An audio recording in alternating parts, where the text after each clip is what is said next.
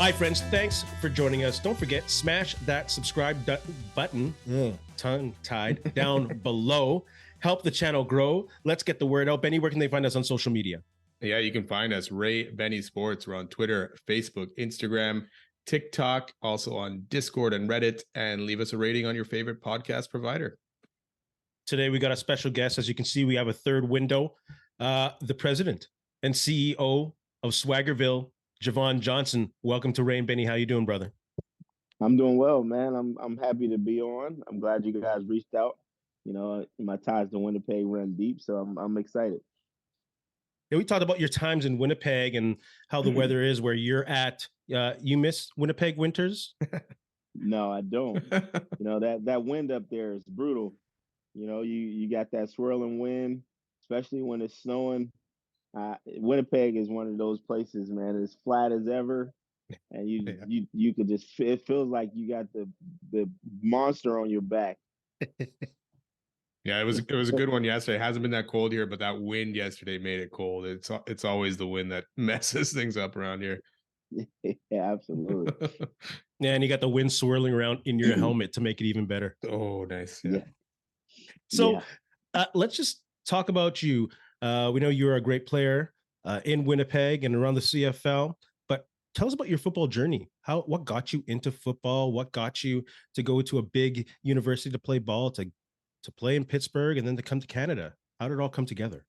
Oh man, I mean, the journey for me was I started as a little kid in Erie, Pennsylvania, growing up in a rough environment. Quite honestly, I was more into playing basketball than I was football at a young age. But you know, we always played in the yard. You know, we played what we called fumble back in the day, where you just throw the ball up in the air, and when you get it, you got to try to score. And I think that's where my love for the game really came from. But I didn't pursue playing in an organized setting until I was in the 8th grade. But basketball was my thing. I was a point guard in basketball. You know, did all type of things with the basketball.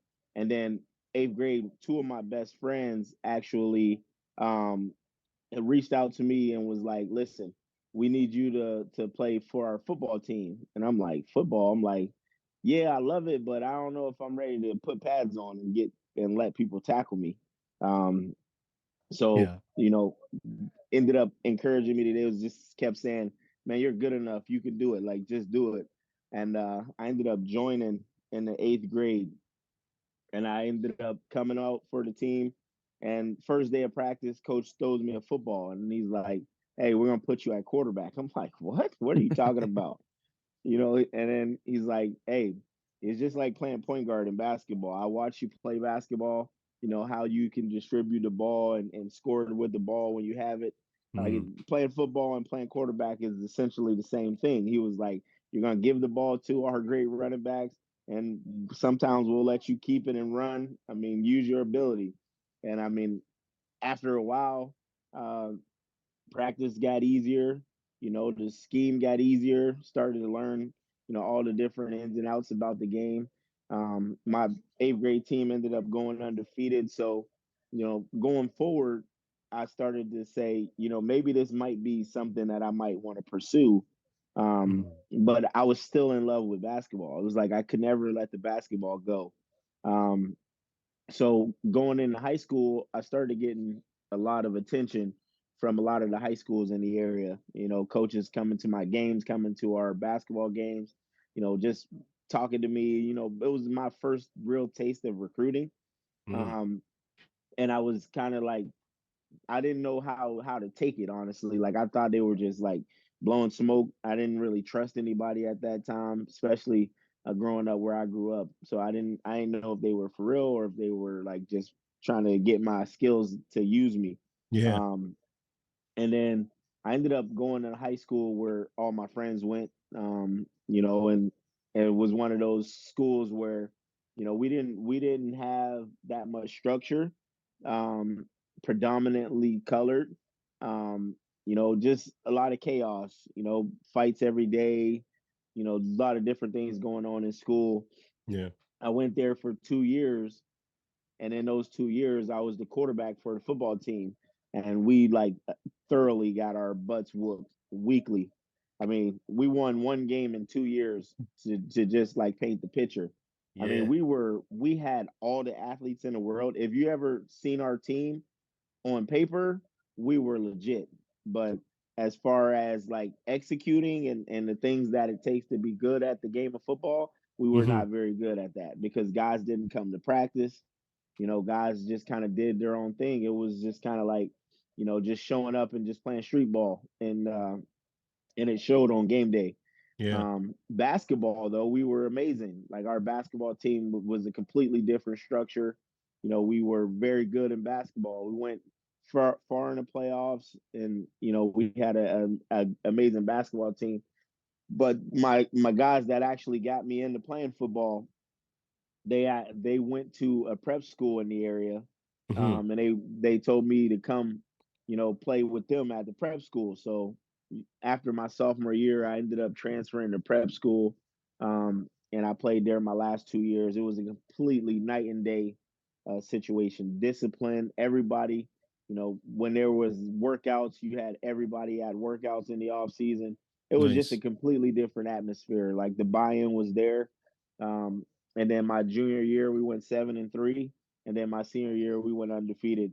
Um, so it was then that's when I really started to see like recruiting on a whole nother level. Yeah. You know, like you got these big time coaches coming in, starting to see like personalities, relationships forming, and all these different things. Seeing coaches like trying to coerce kids to commit to them, and Yeah. it was like it was like a auction, like a live auction. Like Yeah. who is the best player, and how can we coerce them to become part of our program? And it was crazy. Jeez. um but you know, we got a lot of attention. Like we were in and out of class every day during the recruiting process, sitting with all these different coaches. You know, you hearing some of these schools that you see on TV coming to visit. Like it was a whole different world. And I actually verbally committed to go to Kent State, and the guy that recruited me from Kent State, they wanted me to play both ways. I went there on a visit, and it was a great time. I had a great time, uh, and I verbally committed there. But then later in the process, Iowa came in, and the DB coach was sat in with a meeting with me and one of my teammates, the other corner that played on my team, Yeah. um, and he was actually recruiting him, and they were on him hard. Like they were like pushing for him hard. They liked him. 6'1", 190 pounds, ran the 10-3 and 100-meter dash. I mean, everybody in America was coming in to see the kid. I mean, he was an outstanding Jeez. player, state champion in 100 and 200-meter dash. So, you know, he was getting recruited by everybody. But Iowa was on him heavy. But his biggest thing was he's not going there unless they offer his brother too. So he was like trying to get a package deal, and he ended up getting it actually out of Wisconsin. So him and his brother went to Wisconsin, and Dang. that day when I was in recruiting him, you know, they were like, um, "Who's this other kid? Like, we see this other kid flashing on the film every other play. Like, who is that guy?" And I'm like, "Hey, that's me. I'm sitting right here. Like, you know, Right you on. don't have to look far to find out who that guy is that's showing up on film all the time." And Yeah. then I had to leave the meeting early, and I went down to basketball practice, and the DB coach actually stopped in at my basketball practice and asked if I could dunk a basketball, and told one of my teammates to toss me a ball, and I took off, dunked the ball, and he walked out. And I was like, well, hey, maybe he wasn't impressed. Yeah. And and then the next day they offered me a full scholarship. Nice. Wow. So it was crazy, like how it all like ended up happening. But at the end of the day, I thought it worked out for the best, and ended up at Iowa. Um, it was a no brainer that I was going there. Once they offered me a scholarship, we had two Erie guys there, and Bob Sanders, the great safety out of Iowa, and then Wow. Ed Hinkle, who was also a receiver, but both played at Cathedral Prep here in Erie. So it was like home away Uh-huh. from home for me. Mm. I was comfortable. Like when I got there, over the summer after my senior year, I stayed with Bob, learned the defense, learned, the structure, learned how they did things in the weight room. I really got acclimated very easily because I was comfortable, being with guys that I had already knew. Yeah. And then from there, everything just kind of took off from there. Like, started as a true freshman, made all Big Ten, All American, freshman All American team. Sophomore year, I led the Big Ten in interceptions by corners. Junior year, it just kept going. It was just steady on the rise. Yeah. And then, after my senior year, I had amassed 17 total interceptions, second all time at Iowa history to now Kinnick, who the stadium is named after. Wow. And I was just another guy. Like one of my coaches said, when we first started recruiting you, you were a jag. And I'm like, what is a jag? He was like, you were just another guy. And I was like, hey, well, I'm glad I changed that narrative that you had about me. And from that point forward, when I went pro, everybody always questioned my size. Is he too small? Is he not fast enough? Can he jump high? Like all these different question marks. And I would always tell them, if my eyes were above my eyebrows, would that make a difference? And they were like, well, look at me. They look at me with this stunned look on their face, like, what are you talking about? I'm like, doesn't matter if I was 6'2" or 5'9", I still get it done on every play. So it doesn't matter. Yeah. So, and then in my pro career, playing in Pittsburgh was amazing. It was an amazing experience, but I was kind of caught in between a coaching change. I was there my first year with Bill Cowher, my second year with Mike Tomlin. So it was like, caught in between that. It was a struggle as a free agent guy. You coaches come in. When a coach leaves, a new coach comes in, he wants his guys, the guys that he brought in, and I understood that at a later time in my career, but at that moment, I had a big chip on my shoulder because I knew that I was one of the better defensive backs in the room, Yeah. but it was a numbers game, and no matter how I felt or how anybody else in there felt, the coach was going to do what was best for the organization based on what he thought. And then I was waiting and waiting after I got released, and I had actually fired the agent that I had, and then I hired a new guy, and he was like, I got an opportunity for you in Canada. And I'm like, in Canada? What are you talking about? Yeah. He was like, yeah, one of my general managers from the CFL watched your film. He wants to bring you in. And I'm like, where? And he said, Regina, Saskatchewan. I said, oh, hell no. I was like, hell no. I'm like, Yeah. that didn't even sound like a real place. That sounds like somewhere in the North Pole. And he was like, man, just maybe give it a try. I'm like, no. I was like, I'll wait it out. I'll wait Yeah. for an NFL team to sign guys. And I waited 3-4 weeks. I didn't get anything. And then I came back to him. I'm like, hey, if they're still interested, maybe I'll give this thing a shot and see what happens. And then he contacted them, and they were like, yeah, we want to bring him in, and he was like, we want to bring him in to play and this, that, and the third. And I'm like, all right, well, let's see how this goes. So I fly into Fargo, North Dakota.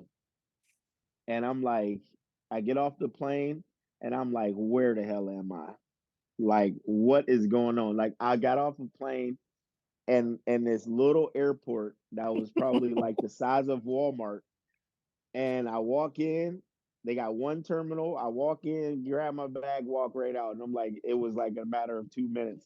And Yeah. I'm like, oh man, this is gonna be interesting. I got picked up by a host family who drove me from Fargo to Regina, which was probably like 6 hours. Yeah. It was a nice drive. And Wow. Did and I Regina was not just have an like, airport at this time, or what? That's I mean, crazy. I don't know if I'm pretty sure they did. Yeah. I mean, they haven't changed anything, but I don't know why they flew me into Fargo, to be honest. The money. Maybe they were See just it. trying to Probably, yeah. save It's them, cheaper. save some money. But I get into Regina probably about 2 or 3 o'clock in the morning. get dropped off at a dorm at the University of Regina, and the next morning show up to practice, and I'm like, okay, get suited and booted, get out there. Yeah. I'm like, all right, it's some American guys around here. They speak the same language as me. Like it's normal. Like I'm in a place where I get to know some people. Maybe it'll work out. And they pissed me off the first week. First week, I'm already pissed off. Like they got me on practice squad. I get a paycheck for $500. I'm like, wait a minute. I'm like, what is this? So I go into the general manager's office and I'm like, what is going on here? Like, you Yeah. told me you was bringing me here to play. I'm like, this is not going to pay me enough money to do anything. Like, I can't even buy food for the week with 500 Canadian dollars. And he was like, trust the process, trust the process. So I'm like, you know what? I'll make you play me. Don't even worry. Like, I'm gonna make you play me. Yeah. So every day in practice, I was like, my number one goal in practice was to make them take me off scout team. So if you got me Nice. on scout team, you're gonna pay. I don't care if you go. I'm against the starting receivers. I used to have guys that were like perennial all stars in Canada. Like, please don't jam me at practice. Like, please, like guys like Andy Fantus, the receivers that you guys will probably be like, oh my God, like this kid was a Yeah. stud. I Yeah. used to have those guys terrified at practice. Like, I practiced so hard that it was like, there's no way they're not going to play me. So then they ended up playing me, and I played in one game. But at that time, I wasn't looking at the bigger picture because they were already winning. And it was like they already had their chemistry, and I was like an outsider coming in, and they didn't want to disrupt what they had going on. So I didn't understand that at the time Yeah. because of the chip I had on my shoulder. But in hindsight, like after the fact, I started to get it. But I went out there in the first game that I played. I had 10 tackles, forced fumble. I was everywhere. And I Balling. was playing the field corner. So it was like, I'm not really getting opportunities, but I'm coming off my man to go tackle other guys' men. Like, that's how hungry I am to never Yeah. see the time of day where they pay me $500. But so then the following week, they actually put me on inactive because I only played that week because the guy that was playing that position actually got hurt, and they played me. But then he came back off the injury after seeing me play. He was like, I can't let this guy get too many more reps. Yeah. So Yeah. he ended up coming back off an injury and ended up playing. And we went to the Grey Cup that year. During the Grey Cup practice, how I ended up in Winnipeg, believe it or not, during a Grey Cup practice, it's probably negative 20 in Regina, and we're Yeah. practicing, and like during practice nobody wants to be out there, so I'm like kind of trying to get the mood going. And Paul Lapalisse tells Kerry Joseph, he's like, if you hit the receiver when he comes out of his break, woo, it's gonna be a big play. And I Yeah. mocked him at practice, so like I said it too, like in a joking way, like I was like seriously joking.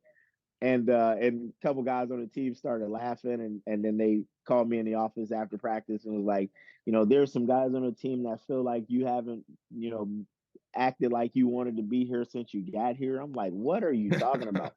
I'm like, I'm Jeez. in the middle of God knows where playing football. When you turn the film on, I'm everywhere. Like, what do you think I'm here for? Like, Yeah. I'm here to play football. Like, I'm not here to watch nobody. I'm not here to make friends. I'm here to do what I need to do and get back down south. And I mean, I think some of that rubbed people the wrong way. But that was just who I was coming from where I come from. Like, I was always super competitive. Yeah. And then, so fast forward, we win the Grey Cup, but they put me on practice roster. So all the players got $18,000 for winning the Grey Cup. I got $500. Oh, Jesus. Shoot. Wow. In hindsight, in hindsight, I mean, yes, it was great that we won the Grey Cup. The greatest thing that could have ever happened to my career was the fact that they put me on practice roster. Because Mm. in 2008, like in the off season, Winnipeg called and they were like, "Hey, we want to sign you. with you being on the practice roster in Saskatchewan, that makes your contract null and void. We can bring you to Winnipeg, blah, blah, Yeah. blah. So I'm like, oh yeah. I'm like, I get a new environment, new coaches, new players, new everything. Like everybody's gonna have to see, like I'm gonna get a fair opportunity. So go to Winnipeg in 2008 training camp. I probably intercepted the ball at least 50 times in 2 weeks. Yeah. Wow. Like Yeah. without a Right doubt. on. There were days where I would have like 4 or 5 interceptions in a day. And it was just ridiculous. And then I ended up beating out a veteran guy. Um, and then I played with some outstanding veterans like Kelly Malbro and those Oof. guys. They were amazing, but they Yeah. embraced me. It was like no hard feelings. They understood that I had a chip on my shoulder. Like they embraced that though, and it was a Yeah. completely different atmosphere. Um, So then but with that, if I can jump in a second, mhm, you've been talking about how people discounted you because of your size, having a chip yeah, on your shoulder, making some yeah. noise in practice, being the energy maker. Like I'm gonna jump more into your Winnipeg playing time. Is that kind of where the popular Swaggerville came from? Is that where that attitude came from to establish Swaggerville? And how did that bleed into Winnipeg culture? And how did you establish that when you were here? I mean, I think part of it was in 2009. So 2008, we had a fairly decent year. We ended up going to the playoffs. We lost in the playoff in the first round to Edmonton Hmm. at Winnipeg. They were a good team, but we probably still should. We didn't play the best. But in 2009 is where Swaggerville actually started to evolve. It was the first time that I was paired up with guys like Jonathan Hefney. We had Ike Charlton at Sam. We Oh, had Keo Craver at the other corner. And then we had Lenny Walls, the long field halfback. Like we were dynamic in the secondary. Like the talent level across the board was amazing.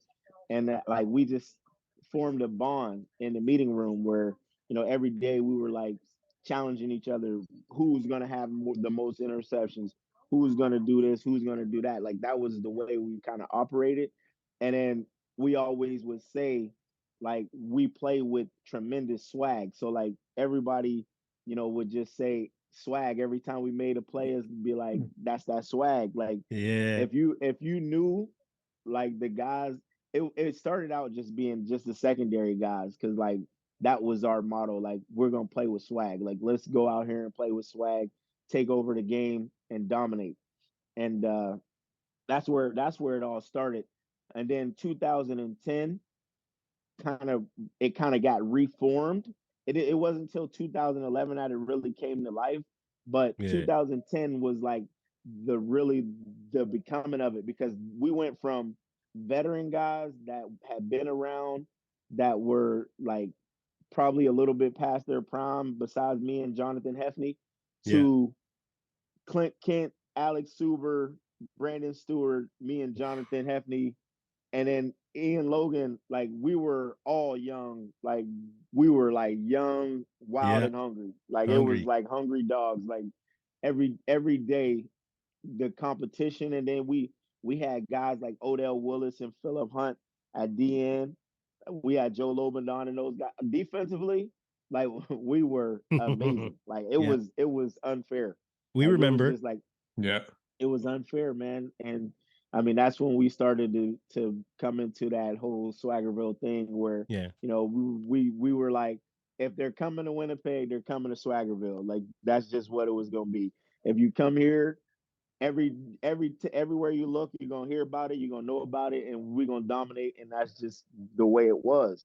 Yeah. I mean, we like, as a defense, we never once wanted to rely on our offense to win the game. Like it didn't matter if an offense scored 50 or 1 point, we felt like we were gonna win. Yeah. So like that Absolutely. was it became contagious, and kind of the media really kind of drove it.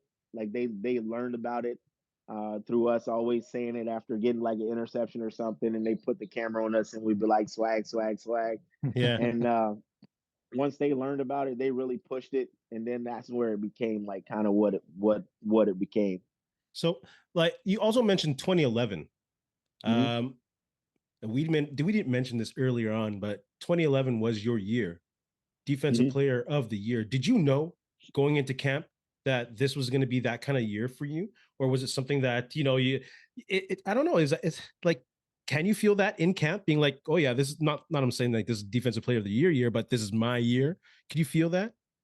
I mean, I felt like that every year, but I mean, and I think really the thing for me in 2010, we had a very good team, but we didn't know how to win. I mean, we were young and wild. Like I said, we were like hungry wild dogs, but like we didn't know how to win. We lost, I think it was 9 games by like 3 points or less or something like that. Something really crazy. Mm-hmm. So I knew going into 2011 that we will be so much better. Like with just having the extra year of building continuity and chemistry and just being able to play with each other. Um, I knew we would be way better. But I thought 2011, I was like, this is the time where we're gonna win the championship for Winnipeg and go out there and put on for the city. Mm-hmm. I didn't even think twice about defensive player of the year. That never crossed my mind. But when you got guys like Jonathan Hefney and Odell Willis, who I thought had better years than I did, and then people would tell me like the year that I had was crazy, but I thought Yeah. the years that they had were crazy. So it was like we had multiple guys on our defense that could have easily won that award, and I just happen to be more of the fan favorite, probably because of my ability to return kicks, which gave Yeah. me a little bit of an edge over those guys because I was named that year. I was named the team's most outstanding player, the team's most outstanding defensive player, and the team's most outstanding special teams player. So maybe that kind of pushed it a little bit, Yeah. it became real even at the award ceremony, I still wasn't sure I was gonna win. Like Jarrell Freeman, he had some crazy stats. Like his numbers were ridiculous. But in retrospect, he was on the field way more than I was, and Mm-hmm. their defense was nothing in comparison to where we were as a team. Yeah. Well, yeah, that 2011 team was basically carried by that D. I was just looking at the stats of it, and you guys had given up as many points as the offense had scored. I think it was 432. So obviously the D was a big factor in getting to that Grey Cup, even. So Yeah, I mean, we played inspired. I thought down the stretch with Coach Harris passing away and things like we just kind of we started out the gate extremely hot. I think we started out the year 7-1, Mm-hmm. yeah, and then we kind of tailed off in the middle of the year, where a lot of things happen. Injuries happen, bodies start getting banged up. Uh, but once we started getting guys back, we got back on that track to get to the Grey Cup. We dominated in the playoff game. Um, and then once we got to the Grey Cup, it was anybody's ball game. I mean, if we could have just scored some points, we would have had a chance, yeah. Mm-hmm. but at the end of the day, that we live and die by playing great defense. And if we don't give up the scores, we win the game. So, I mean, we still take the blame for it. Yeah. So after that season, I mean, we know how it ended up. Going into 2012, you still got a very veteran kind of roster, but the only issue is now the delay to the stadium. So you're starting 4 games on the road instead. Did that kind of derail that whole stadium? Because Lapo ended up getting fired also that year. Um, like, did it start on high and just quickly derailed quickly for you guys, or? I mean, I think it started to derail in the off season, with the release of Jonathan Hefney, Mm. the trade away Clint Kent to Edmonton. I mean, we lose essentially two of our top defenders. And then I think even Odell Willis, I believe, got traded, and Philip Hunt went to the Philadelphia Eagles. So I Right, mean, we yeah. lose some amazing players.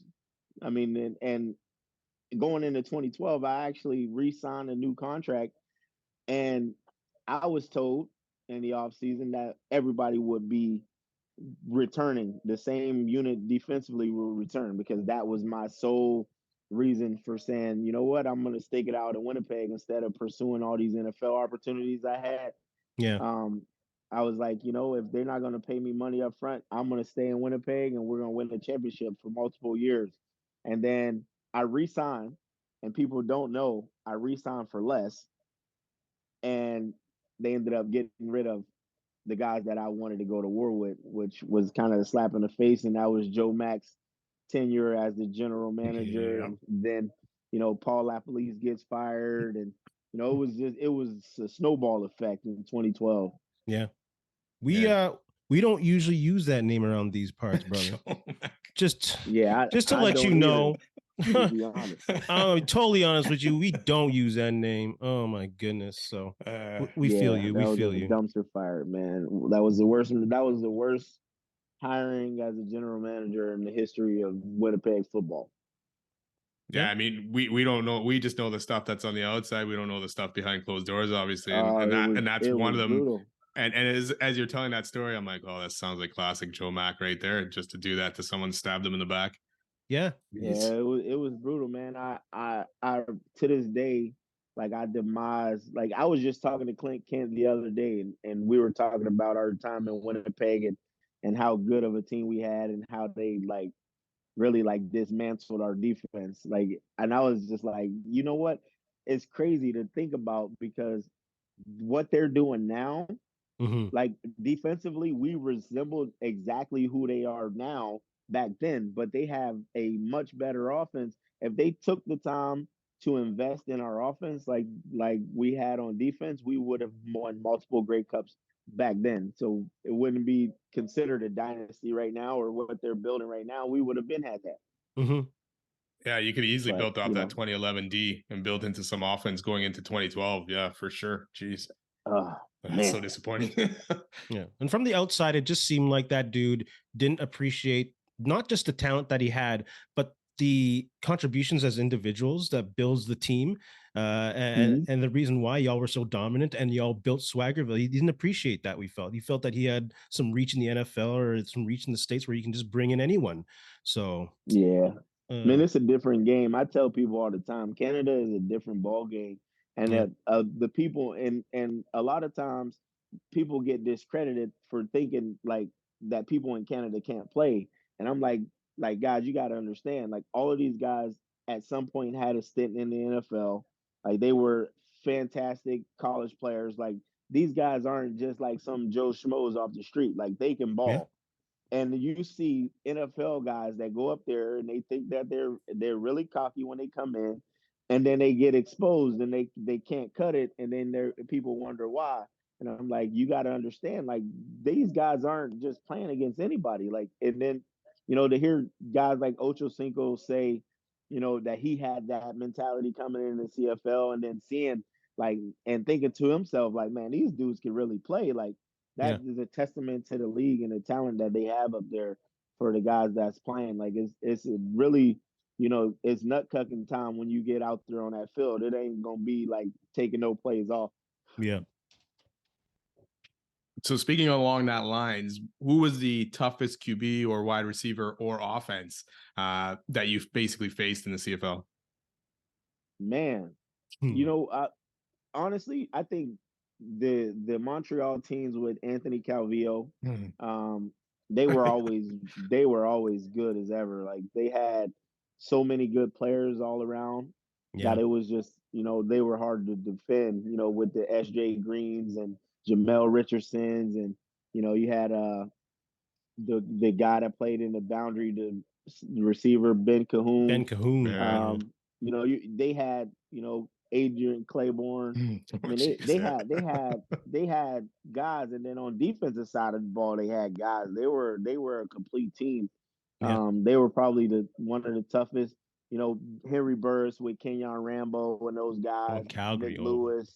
I mean, shoot, playing in the West, like us in Winnipeg when we were in the East at the time, so it was a little bit easier. But playing in the West would have been crazy. You know, you had BCE with Dante Marsh and Corey Banks and all those guys. Like, I mean, it was some teams that would make you scratch your head and be like, "Yo, how are we gonna win this game? Like, we got to figure this out now." Yeah, those are some tough teams, especially in the West there for sure. Yeah, but I mean, it was some good ones. We played against some good ones. Montreal. Oh, they're such a pain in the for Winnipeg fans for so long. I can't even imagine having to watch film and figure the dude out. Like one of the greatest passers in professional football. That's insane. And it was he was like Tom Brady. It was like it was nothing fancy about him, but Yeah. he just always got it done. Like, you know, he had like this elongated release, like threw the ball really, like it was crazy. Yeah. Once I started to figure out how to maneuver against him, I ended up getting a few interceptions on him. It was like being like Ed Reed, like you're playing against somebody like Peyton Manning, and like you got to just figure it out. Sometimes you got to take a chance, and I started taking chances, and then I started picking them off. We had like a highlight film that we made. Ray and Benny made it, so check it out. It's on YouTube. And actually, you got a pick on Anthony Calvillo on like a last second throw, and the pick was great. Like you went up, probably your basketball right there, dunking the ball. You went up and you picked it out of the air. But back to Anthony Calvillo, he doesn't look like an athlete, but I think Odell stunted into the middle. He saw Odell coming, sidestepped him, and then stepped up in the pocket between two defenders to launch that ball to the goal line. Like that dude could ball. Man, he was different, man. Like, yeah, I don't know. He had some like Tom Brady-ish ways about him. Like it totally. was just crazy to watch. Like it didn't look like he was very athletic at all. Yeah. But he got it done. Well, let's move to some fan questions, Benet. Yeah, we have some on social media, some other fans to throw out some questions for you. So we got one here from Hadley. Favorite Bomber CFL memory? Probably favorite memory, the game against BC at Canadian Stadium, where we're down, we come back, they punt the ball to me. Yeah. Down 3 with like a minute, maybe a minute, 50 seconds left. And I return it to like the 35-yard line on the other side of the field. We kick a field goal, go to overtime. And then in overtime, Dion Beasley picks sixes the ball and goes yard, and we win the game. Like a phenomenal way to win the football game, like crazy. That's probably the best moment I had in Winnipeg, like as a player. Like that was the most lit experience we had as a team. So building off that, one of the other questions was from David, and he said, "What was your greatest football comeback as a player?" And he actually mentions that game in his tweet as well. So would you classify that one as your greatest comeback in a game, or was there another one? That was the greatest comeback for sure. Yeah, like that was like yeah, we're down, and I'm like I have the ability to impact this game.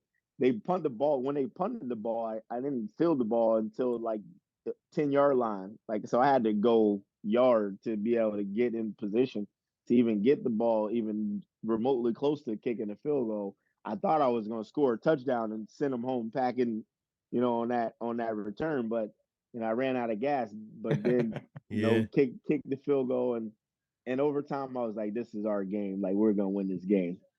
And then sure enough, Dion Beasley pick sixes that. I was like, oh my God, that just happened. walk off. That's awesome. Oh, it was crazy. We got another one from Judy, and this might be the same thing, but it's like, what do you consider your most memorable experience of your career? So maybe not just with the Bombers or at any point in the CFL or college or anytime. In my football career, there's a few. Playing for Bill Cowher was a highlight. He was one of the most down to earth coaches I ever had. A guy that really really like pushed me to be great every day, and it was like he showed me on a consistent basis that he trusted me as a player. Like he would call me in the office and say things to me like we're playing against Reggie Bush this week.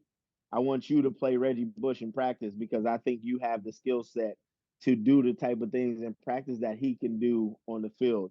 Like things like that. Like, when the coach tells you they think you can play Reggie Bush, who I think is probably the most electrifying college football player of all time. Yeah. Oh If you yeah. think I have the skill set to go emulate him in practice, I like you. Like, cause that is a big compliment. But Nice. it was other weeks like we play Warwick Dunn and it'd be the same thing. Like he like, I want you to go, do the things that he does in practice. And it was like guys like that, those were memorable moments. But I think just the hype in 2011, the Swaggerville, the whole season was just lit. That was like Mm. a highlight for me, winning defensive player of the year. Um, but I think a lot of it is when you hit rock bottom, how you respond.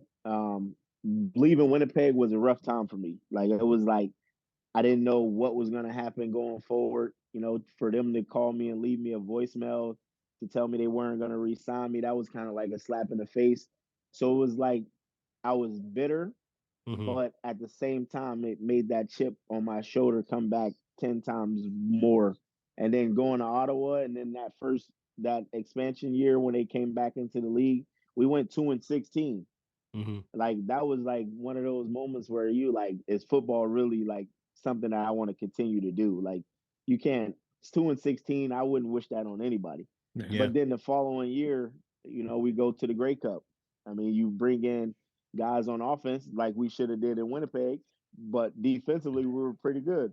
Offensively, we needed more weapons. They went out and got Chris Williams, Ernest Jackson, Brad Sinopoli, and Greg Ellingson, and all these top dogs at Yeah. receiver. And then our team went from bad to the best in the league, one of the best in the league. And Yeah. we probably should have won the Grey Cup that year. But I mean, the memories run deep. And one of the things that I hated the most was, those times where we had to talk about the CBA and, all of that crap. Like I wish they could just figure it out where that the young guys don't ever have to go through that. Mm. Um, because the veteran guys, they push for deals that are benefiting them and not thinking about the future of the league. And going through that process really opened my eyes up about what guys really thought and what guys really wanted. Because I think that year in Ottawa where we had the CBA, we should have sat out. And but that gratification bonus or ratification bonus or whatever the hell they call it, Hmm. it was like give the veteran players $8,000 or however many thousands of dollars of based on how many years they play, and then that'll get them to sign this deal. Like that was like one of those tactics where you just basically holding cheese in front of a mouse and they're gonna chase it. Like, Yeah. but the younger players didn't benefit from that at all. It was like we doing this for the veterans, but the younger players are getting screwed. So Mm. like, just I wish they had more equity in regards to that, and guys that actually really thought about what they were signing before they signed it. Yeah. Okay, we got one more here from John. So, who was the best trash talker? Could be on your own team or another team that you played against, but could actually back it up. That I played against. Played against, or even in practice, someone from any of your teams, even or Well, wherever. Jonathan Hefney was by far the best trash talker ever. Like he never stopped. Like that was nonstop. Him and Odell Willis both like they Yeah. never shut up. Oh my But gosh. but but on another team, I would say Nick Lewis was a good trash talker. He was big for that. Um, Emmanuel Arsenault was good for that. Like, Yeah. guys that was talking but would back it up. Um, there was some guys. Most of the defensive guys are talkers though, and I was always on the other side, so I never got to play against them. But offensive guys, when they talk, sometimes when you start headhunting them, they won't say too much. Right That's on. fair. That's fair. Uh, just we talked about players coming to Canada. What's the motivation? How would you market this game to players to come to Canada and even to new fans? What's a great thing about the CFL? You'd say? It's a place where you can be yourself. You can not feel like you're such a celebrity where you can't live life the way you want to live. People are down to earth. The country's extremely clean. You can have a good time without having to worry about violence and all of that stuff. Although it does happen, but on a much lower scale than America. You could go home and sleep well at night and wake up and go to work and not have to worry about nothing. But you can play a great brand of football with guys that are like minded, that want to get after it, and guys that are trying to make it and make a name for themselves. I mean, I think the game is on the same level as the NFL. The only difference between the two is that the NFL is backed by millions and millions and millions of dollars of revenue from TV and all these different sponsors and all of that stuff, where Canada doesn't have as much of that. Yeah. I'm a huge Steeler fan, so you don't know how badly I want to talk Steelers with you right now, but we'll save that for another time.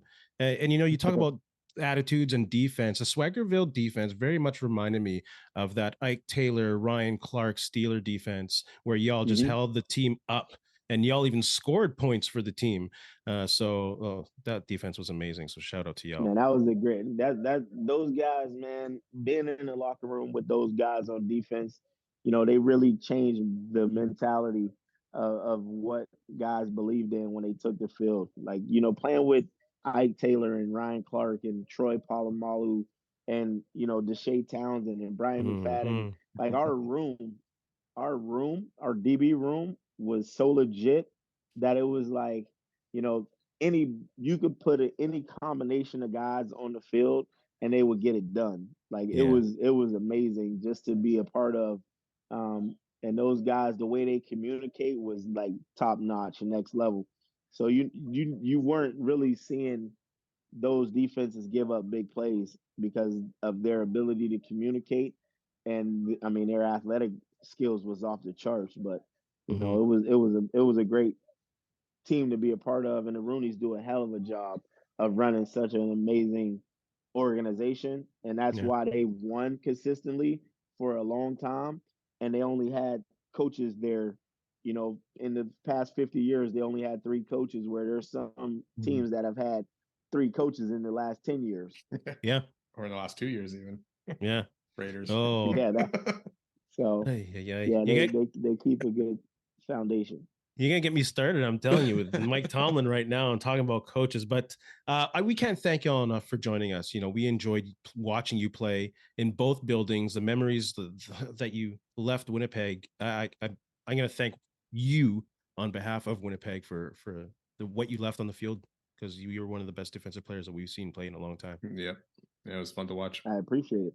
Of course. Before we let you go, though, we do 5 quick shots with every guest. I'm going to ask you 5 questions. Give us the answer, the first answer that comes to mind. Don't worry. They're not dirty. We're not going to get you in trouble. It's all good. It's all safe. Right. So here we go before we let you go. Quick shots. Favorite city to play in as a visitor? Montreal. Least favorite city to play in as a visitor? Regina. Funniest teammate? Jonathan Eppley. Nice. First teammate you want to have your back in a fight in a back alley? Doug Brown. Oh, yeah. Shout out. Wildest college environment that you played in, either a bowl game or a stadium? Miami, the Orange Bowl. Oh, my gosh. Right on. Again, thank you so much for joining us. The memories that you left us, the amazing play. We'd love to have you back again next football season or whenever you can make it. So, yes, sir. And if you ever visit Winnipeg, section 112, we'll have some beers for you there, and we'll enjoy the game from our section as well. Absolutely. All right, Benny, you have Tell anything them to they got to get me in the Ring of Honor, man. Yeah, for sure. sure. Oh, you're playing that Ring of Honor. Okay. Yeah. I need to be in the Ring of Honor. Like, yeah, Well, the numbers are there. I agree on that one. Yeah. The play was there. You're a leader on the team. So shoot, we're gonna start that campaign, are we? Is that what's going on now? Yeah. All right. Hall of Fame too, or what? Yeah, we can get behind that. Hey man, I ain't in charge of that, but I ain't gonna say no.